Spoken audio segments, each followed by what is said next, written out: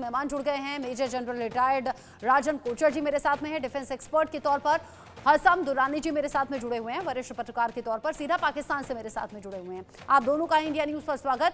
सबसे पहले हसम दुरानी जी, पिछले कुछ दिन में पाकिस्तान सरकार और पाकिस्तानी फौज के लिए अलग अलग चैलेंजेस हैं जो अलग अलग दिशाओं से सामने आ रहे हैं। अब ऐसे में टीटीपी के बढ़ते हुए कदम और ड्रोन का हाथ में लग जाना और परमाणु हमले का खतरा, परमाणु बम भी कब्जे में आने का खतरा बना हुआ है, इसे कैसे देख रहे हैं और कैसे निपटेगी अब पाकिस्तानी फौज?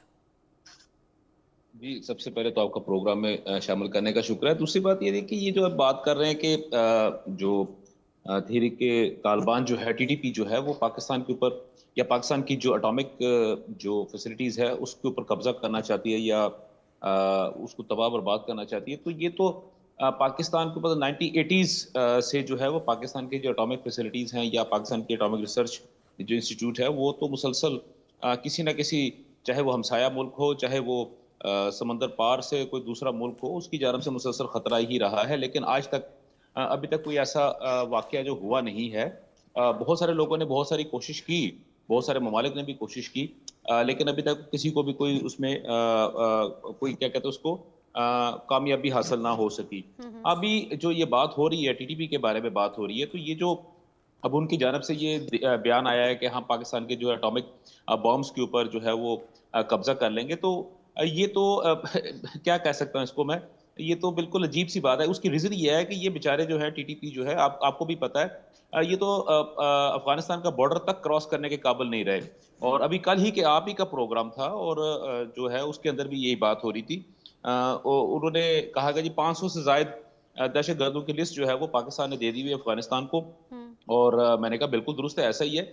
क्योंकि ये जो अफगानिस्तान को, ये तालिबान को जो लिस्ट दी गई है, ये उन सरकर्दा लोगों की लिस्ट है जो कि बेसिकली पाकिस्तान के अंदर किसी भी किस्म के जो मामलात है, ये दहशतगर्दी के वाक़यात है, इनको सर अंजाम देते हैं, या आप ये कह सकते हैं कि उसको पीछे बैठ कंट्रोल कर रहे होते हैं।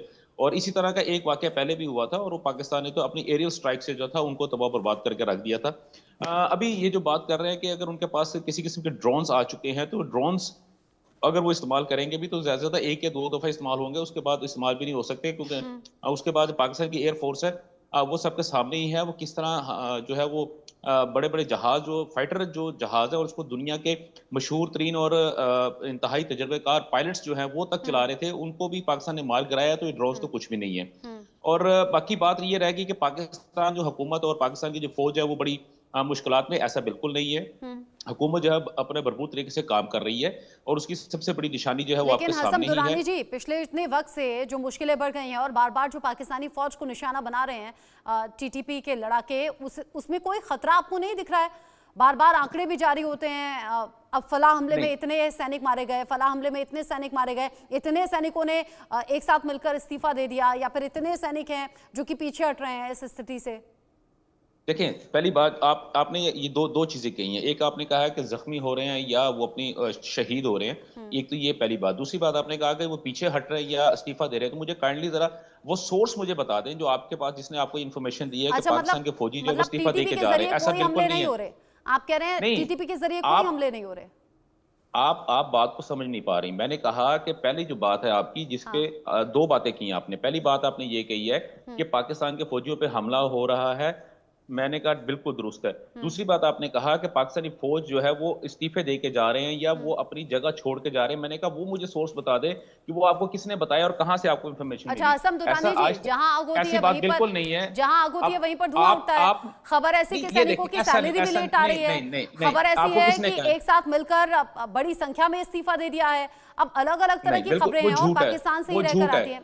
ठीक है, वो झूठ है। देखें, झूठ है वो नहीं, जो चीज सच है, देखिए मैं आपके सामने बैठ के कह रहा हूं, जो चीज सच है वो मैं मानता हूं, लेकिन जो चीज झूठ है वो बिल्कुल नहीं मानने वाली बात है। आप चलिए आप ही की बात पर मैं रह जाती हूं। अभी ये जो हमले हो रहे हैं लगातार, इससे टीटीपी एक बड़ा चैलेंज, तालिबान और पाकिस्तान एक साथ मतलब टक्कर में आ गया है। आप कह रहे हैं कि ये तो 80 से कहा जा रहा है, ऐसे बड़े बड़े दावे तब से हो रहे हैं, लेकिन जो सिचुएशन आज है क्या इससे पहले थी?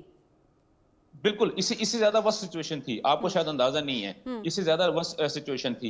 और उसके बाद पाकिस्तान ने अपने भरपूर तरीके से अपनी जो फौज को जब इस्तेमाल किया था, और उसके बाद आप अगर आप देखते हैं तो परवेज मुशर्रफ साहब के दौर के अंदर पाकिस्तान की सिचुएशन इतनी बुरी हालत हो चुकी थी कि पाकिस्तान के इंटरनल इश्यूज इतने ज्यादा खराब हो चुके थे, और ये तालिबान जो थे और ये टीटीपी जो थी, इन्होंने पाकिस्तान के बहुत सारे इलाकों के ऊपर खुद मुख्तार ऑलमोस्ट हो चुके थे। लेकिन उसके बाद जब इनके ऊपर जो है, जब जैसे ही पॉलिटिकल गवर्नमेंट आई, पहली जो थी जो पीपल्स पार्टी की, आसिफ अली जरदारी साहब जब उसके पहले प्रेसिडेंट बने हैं, उस वक्त से लेके आज के दिन तक इनको हमने खदेड़ते खदेड़ते हमने इनको अफगानिस्तान के अंदर ऐसा धकेल के रख दिया हुआ है कि अब ये वहां से वापस भी नहीं आ पा रहे। और अभी आपको भी पता है कि आपकी बातों पर ना तो यकीन हो रहा है हासम दुरानी जी, और हंसी भी आ रही है। आप कहते हैं हमने खदेड़ दिया है, हमने भगा दिया है, आप खुद उन चैलेंजेस से जूझ रहे हैं। आप कह रहे हैं परेशानी ऐसी थी नहीं, परेशानी तो वो भी थी ना 71 में जब बांग्लादेश अलग हो गया पाकिस्तान से टूटकर, और आज भी अलग अलग चैलेंजेस में सिर्फ टीटीपी का जिक्र नहीं। आपने किया था ना, इतना आसान है, आपने किया था, इतना आसान है, इतना आसान है, कोई किसी का भी मुल्क तोड़ देगा। मतलब आपके मुल्क में अंदरूनी तौर पर विरोध की आवाजें नहीं थी, आज वही तो हो रहा है बलूचिस्तान में भी, आज वही तो हो रहा है पीओके में भी। कल को आप यही कह दीजिएगा कि हिंदुस्तान का हक था। आप मेरी बात सुन लेंगी? अगर आप मेरी बात को नहीं सुनना चाहती, आप सिर्फ अपनी बात बोलना चाहती है, तो फिर आपने मुझे बुलाया क्यों था? मैं आपकी ही सुन रही हूँ, मैं तो अभी राजन कोचर जी तक गई भी नहीं। मेरी नहीं सुन रही, आप मेरी नहीं सुन रही। आपको सिर्फ ये प्रॉब्लम है कि आप अपने वो सिर्फ मेरे मुंह से वो लफ्ज सुनना चाहती हैं जो कि आपके कानों को अच्छे लगे। मैं आपको वो लफ्ज नहीं बोल सकता जो कि आपके कानों को अच्छे लगे। मैं वो लफ्ज नहीं बोल सकता जो कि आपकी हसन दुरानी जी, मेरे कानों को वो शब्द अच्छे लगेंगे जब आप कहेंगे पाकिस्तान में कोई हमले नहीं हो रहे हैं, जब आप कहेंगे पाकिस्तान में फौज अपना काम कर रही है, जब मुझे आप ये बताएंगे कि पाकिस्तान में किसी तरीके का विरोध नहीं हो रहा है, अमन चैन है, मुझे वो शब्द अच्छे लगेंगे। अगर पाकिस्तान जलता है, सुलगता है, धमाके होते हैं, बेवजह बेमासूम लोगों की मौत होती है, तो वो शब्द मुझे खराब लगते हैं। आप इस बात को नहीं समझेंगे। इंसानियत है ना हमें, इंसानियत है ना हमें, हम समझते हैं इस बात को, हम समझते हैं जब वहां धमाके होते हैं और लोगों के चीथड़े उड़ जाते हैं ना, हम दुख के साथ दर्द के साथ वो खबर दिखाते हैं, हमें अच्छा नहीं लगता। आपको अच्छा लगता होगा, आपको अच्छा लगता होगा जब पाकिस्तान में अलग अलग धमाके होते हैं ना, हमारा दिल दुखता है, मासूम लोग मारे जाते हैं, बेवजह लोग मारे जाते हैं। पाकिस्तान के अंदर कोई भी काम अगर अच्छा होना शुरू हो जाता है तो आपको सबसे ज्यादा प्रॉब्लम शुरू हो जाती है। आपकी सोच है हसन दुरानी जी, आपकी सोच है, आपकी सोच आपको बहुत मुबारक, आपकी सोच आपको बहुत मुबारक। आपके मुल्क के लोग मरते हैं, आंखें हमारी नम हो जाती हैं। आपके मुल्क के लोगों के चिथड़े उड़ते हैं इस तरह के धमाकों में, आंखें हमारी नम हो जाती हैं। हाँ, आप जरूर खुश होते होंगे, आप जरूर खुश होते होंगे, आप जरूर खुश होते हैं, और आप लगातार भारत के खिलाफ साजिशें रचते हैं। हमारा मुल्क ऐसा नहीं, हमारा मुल्क ऐसा नहीं, हम ऐसे नहीं, हम ऐसे नहीं, हम ऐसे नहीं। वहां धमाकों में लोगों के चिथड़े उड़ते हैं तो दिल हमारा दुखता है। ठीक है, रहने दीजिए। आपकी सोच आपको मुबारक सर, आपकी सोच आपको मुबारक। मैं जानती हूँ मेरी सोच कैसी है, मैं जानती हूँ मेरे मुल्क की सोच कैसी है। मेजर जनरल कोचर जी